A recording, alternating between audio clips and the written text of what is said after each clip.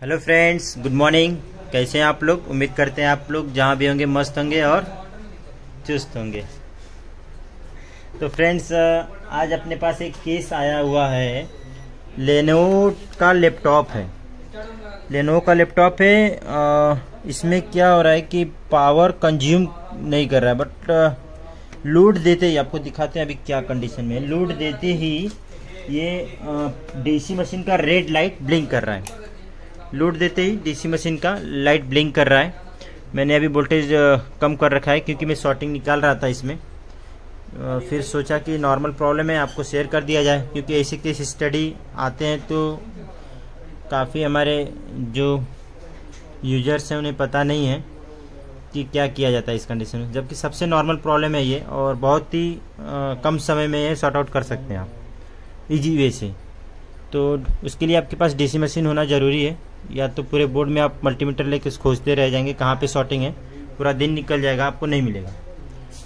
कुछ नहीं करना है।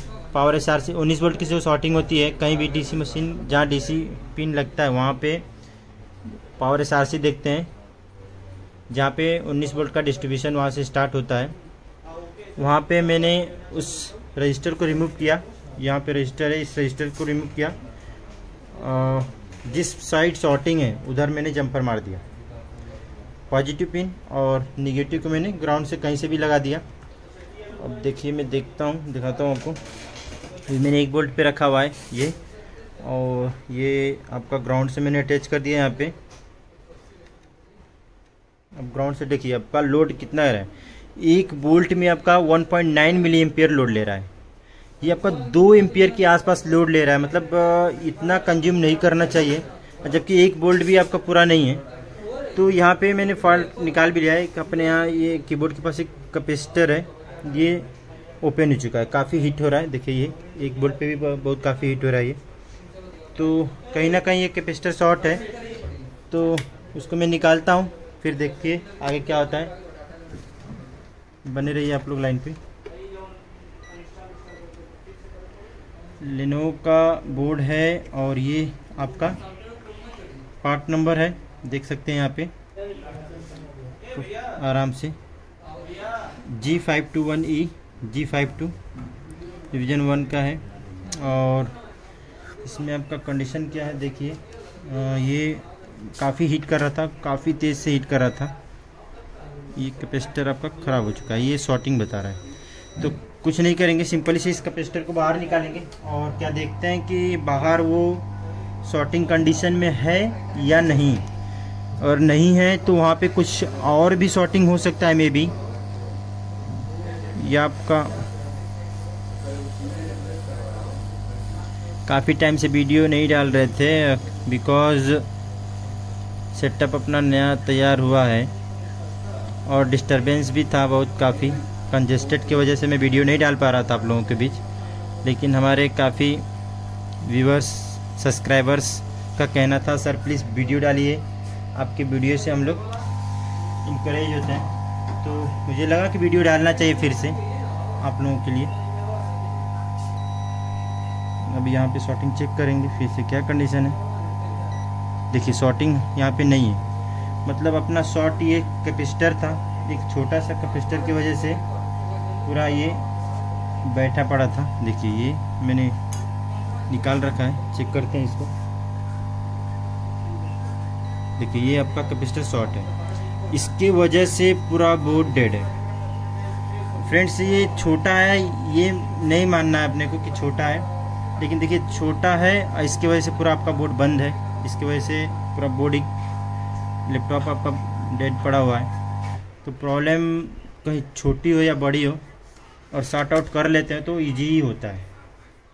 तो आपको ये देखना है, कभी भी ऐसा इशू केस आता है आपके सामने तो बारीकी चीज़ें देखनी होती है, बड़े चीज़ों पे ज़्यादा फोकस नहीं करना होता है। कभी कभार लोग डायरेक्ट वो हीट मारना शुरू कर देंगे, वहाँ निकालेंगे, यहाँ निकालेंगे, तो ये चीज़ें नहीं करना है। इसलिए एक कैपेसिटर लाएंगे हम लोग सेम साइज़ का, सेम वैल्यू का, कोई दूसरे बोर्ड से निकालेंगे और 19 वोल्ट के एरिया का, और वहाँ पे प्लग इन करेंगे।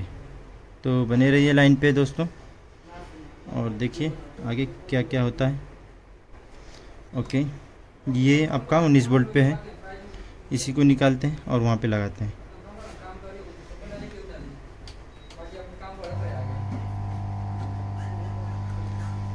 तो रिपेयरिंग करना काफ़ी आसान है, बट उसके कंसेप्ट को आपको समझना है कि क्या करना है, क्या स्टेप है, किस एरिया में, किस रेगुलेटर में क्या फॉल्ट है। उस चीज़ों को अगर आप समझ लिए एक बार ना, तो फिर चाहे कुछ भी हो, फॉल्ट पकड़ना आपको आसान हो जाएगा और बहुत इजी है ये आपके लिए, रिपेयरिंग हो जाएगा। जो लोग डरते हैं रिपेयरिंग से, काफ़ी इंटरेस्ट आता है जब रिपेयरिंग आप अच्छे से करते हो, आपको अच्छे से नॉलेज गेन हो जाता है। आप करते जाओगे तो डे बाय डे आपका नॉलेज इंक्रीज़ करता जाएगा। ये प्रैक्टिकली जितना आप करेंगे ना फ्रेंड्स, उतना ही आपके लिए बेहतर रहेगा। ये सिंपल सी तरीका है प्रैक्टिस। जितना प्रैक्टिस करेंगे उतना आपका एक्सपीरियंस ज़बरदस्त होगा। चाहे कितना भी आप कोर्स कर लो, साल 2 साल 3 साल, कोई फ़र्क नहीं पड़ता। जब तक आप बोर्ड को हाथ नहीं लगाओगे ना, तब तक आपका कुछ भी होने वाला नहीं है। ये चीज़ें मैं इसलिए आपको बता पा रहा हूँ क्योंकि मेरे साथ भी एक कंडीशन हो चुके हैं। मैंने भी बहुत पढ़ाई की, लेकिन वहाँ से कुछ हासिल नहीं हुआ। जब तक मैं अपने से बोर्ड लेके काम करना शुरू नहीं किया, तब तक से मुझे सफलता नहीं मिली। तो फ्रेंड्स, अब देखते हैं, मैंने लगा दिया है, क्या कंडीशन है इस टाइम।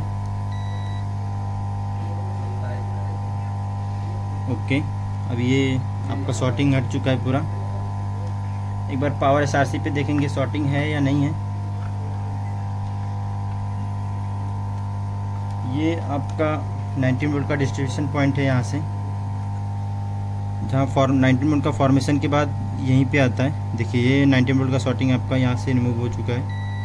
अब पावर एसआरसी लगाने से पहले एक बार क्या करेंगे, पावर देखते हैं डीसी मशीन से।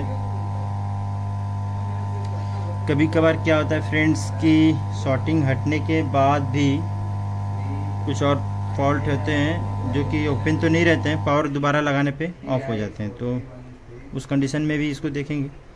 हमने लगा रखा है, ये फिर से मैंने ऑन कर दिया। अब देखिए, आपका उस टाइम जो मैं दिया था 1 वोल्ट पे 2 एम्पियर लोड जा रहा था, अभी आपका 0 है, कोई लोड नहीं। आपका यहाँ पे कोई लोड नहीं है। मैं वोल्टेज को धीरे धीरे बढ़ाऊंगा। आपका लोड कोई हल्का सा जा रहा है ये। अब यहाँ पे आपका एक बार पावर एसआरसी लगाते हैं, फिर देखते हैं क्या कंडीशन है।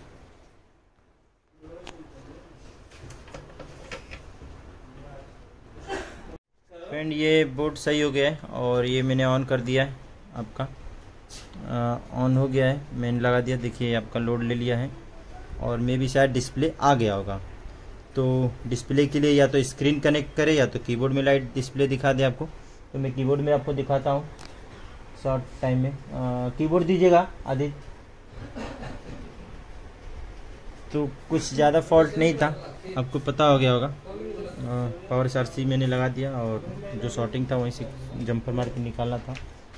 ये आपका कीबोर्ड में लाइट का क्या कंडीशन है देखते हैं। यहाँ पे ये इनबिल्ट रैम है, इसमें ज़्यादातर रैम फॉल्ट होता है ना, तो रैम को डिसेबल करके अलग से रैम लगा सकते हैं। ठीक है, यहाँ पे देखिए रैम नहीं लगा है, इनबिल्ट रैम इसमें लगा हुआ है। कभी कभार ये इसका भी वीडियो डालना है, हमारे यूजर्स बता रहे थे, तो हाउ टू डिसेबल रैम का के ऊपर भी मैं वीडियो डाल दूंगा आप लोगों को। ये आपका कीबोर्ड लगा दिया।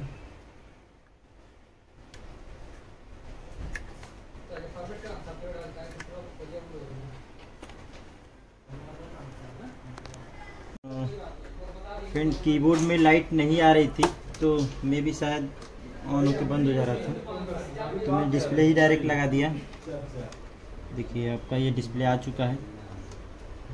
नो डाउट आपका लोड भी प्रॉपर है और डिस्प्ले भी आपका आ चुका है। ओके फ्रेंड्स, रिपेयरिंग बहुत काफ़ी इजी है, बस समझने का देर है आप लोगों को। ओके फ्रेंड्स, वीडियो अच्छी लगे तो लाइक करिए, सब्सक्राइब करिए, और नए हैं हमारे चैनल पे तो हमारे चैनल को सब्सक्राइब कर लीजिए, क्योंकि अब आपको लेटेस्ट वीडियो मिलता रहेगा पर डे।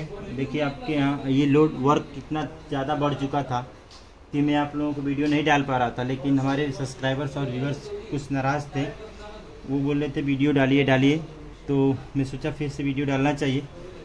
तो मैं आप लोगों के कहने पे फिर से स्टार्ट किया हूँ। आप लोगों का सपोर्ट चाहिए guys. Okay guys, friend, bye.